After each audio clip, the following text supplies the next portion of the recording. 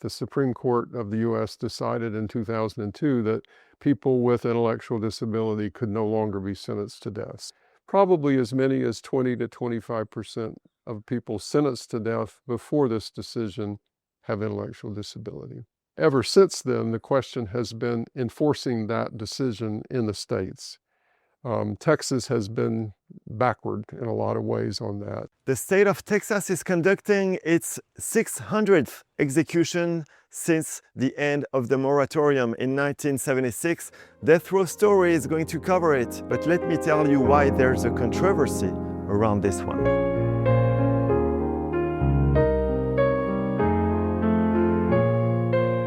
Edward Lee Busby Jr., 53 years old, has an execution scheduled Thursday, May 16th, 2026. What he did was horrible. In 2004, he kidnapped a woman from a Fort Worth grocery store parking lot. He robbed her, placed tape over her mouth and nose, causing her death. Her name was Laura Lee Crane. She was 77. We must all think about her husband, her daughters, her son, and her grandchildren. She was a random target. Busby was 31 at that time. He had a female accomplice. She received a life imprisonment sentence in 2006.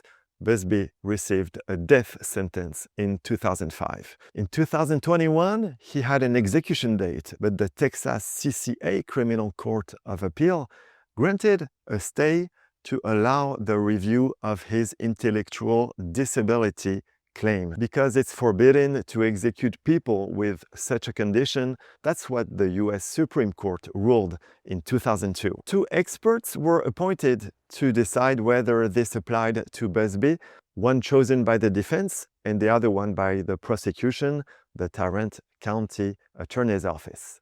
Both reached the same conclusion: Busby is intellectually disabled, but the trial court rejected their findings. And the CCA said, okay, that's fair. He can go back to death row because a judge doesn't agree with two experts' findings. Today, the case is in front of the US Supreme Court. The defense says a court cannot ignore unanimous clinical opinions and substitute its own judicial reasoning. It violates another Supreme Court decision saying that courts must rely on current medical standards. And the state of Texas says that courts can reject experts' conclusions if they find the underlying evidence unpersuasive. In 2022, I interviewed Richard Burr, an attorney with deep expertise in intellectual disability and mental health evidence. He even worked on the case that led to the 2002 decision from the Supreme Court to ban the killing of people who have intellectual disabilities. Here's what he said. The law says that intellectual disability means what it does in the clinical world, and that has three parts: significant limitations in intellectual functioning, significant limitations in adaptive behavior, and manifestations of that before you become an adult, in what's called the developmental period. Usually the 18 years or younger, but now the developmental period is more in the early 20s. We measure intellectual disability by primarily two things. One, intellectual testing, an IQ test, and the full-scale score on that has to be 75 or lower, and adaptive behavior deficits in one of three areas: conceptual, social, or practical. And what that means is difficulty functioning in the world, conceptually, socially, or taking care of yourself.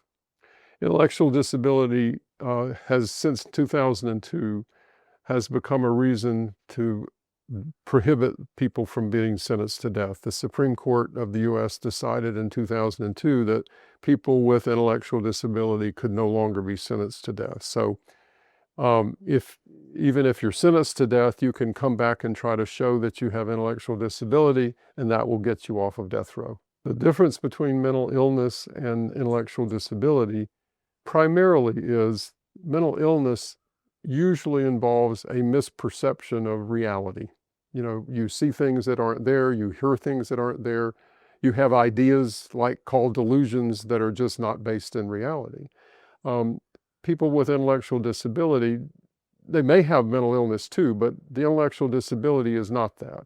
It is a difficulty understanding what's going on in your life and in the world in such a way that it interferes with your ability to live in the world independently and successfully.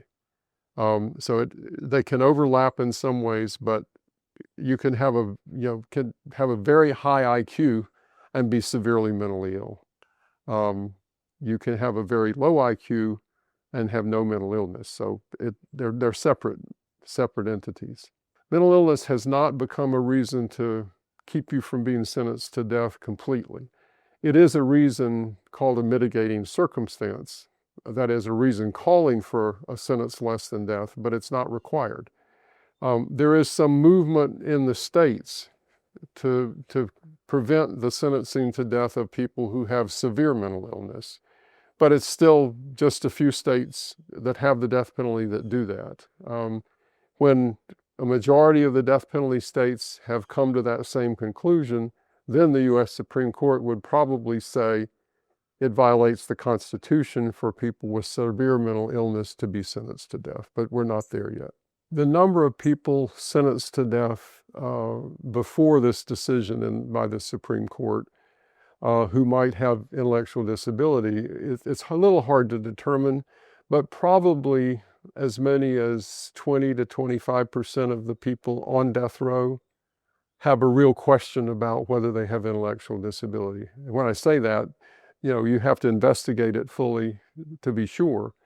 And then a court has to decide that you do have intellectual disability. And there can be disagreements about that. But probably as many as 20 to 25% of people sentenced to death before this decision have intellectual disability. The number of people still on death row who have intellectual disability is diminishing because a number of those people have brought claims of intellectual disability and have been found to have it and released from death row. But probably there are still 10 to 15% of the people on death row who have actual intellectual disability. I don't know whether there are more in Texas than in other states. There may well be because the Texas legal system is so flawed.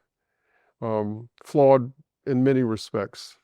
Inadequate lawyers defending people, inadequate resources to investigate and get expert assistance, and biased courts.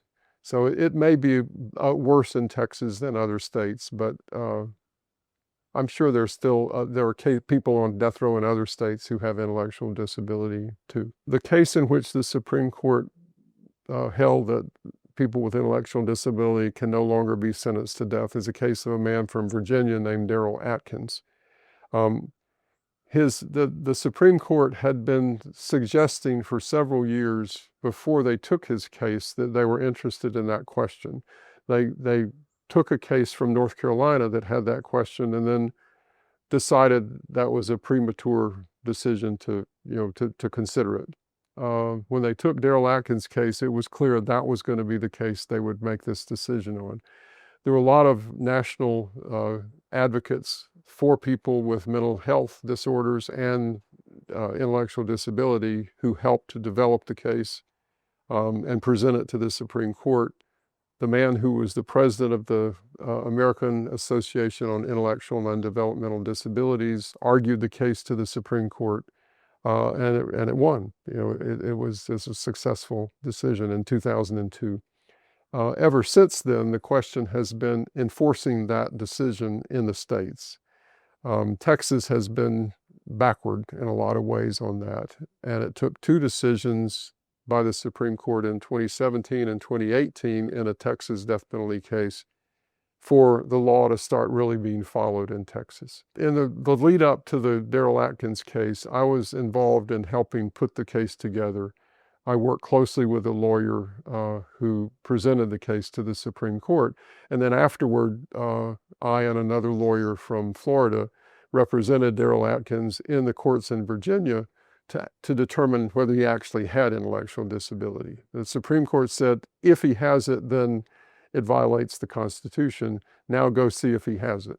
And I was representing him in the part about seeing whether he actually had intellectual disability. Determining whether somebody has intellectual disability is a complicated process.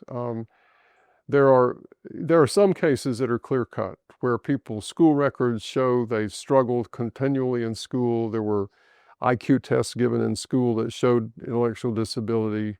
People were in special education. They had problems living. And in those cases, usually there's an agreement between the defense and the prosecution that the person has intellectual disability. In more cases, though, there is a disagreement. And it's about how you interpret the facts. IQ testing can go different ways and be interpreted different ways by experts. Sometimes reasonably in both directions, but usually not. But whenever the prosecution opposes the finding of intellectual disability, it becomes much more difficult, because the courts everywhere, and especially in Texas, are biased towards the prosecution. So they will tend to credit what experts for the prosecution say more than what experts for the defense say. And there is a question of what's called malingering, whether you are actually trying your best on an IQ test or not. I mean, again, there are ways to determine that, but it can get murky. And then the witnesses who are talking about adaptive behavior are always people who are from the family or friends, or want to see the person not be sentenced to death anymore. And so the courts assume that they're biased in favor of the person, on death row. So it's a very complicated and difficult process. Death Row Stories will continue to follow up with this case.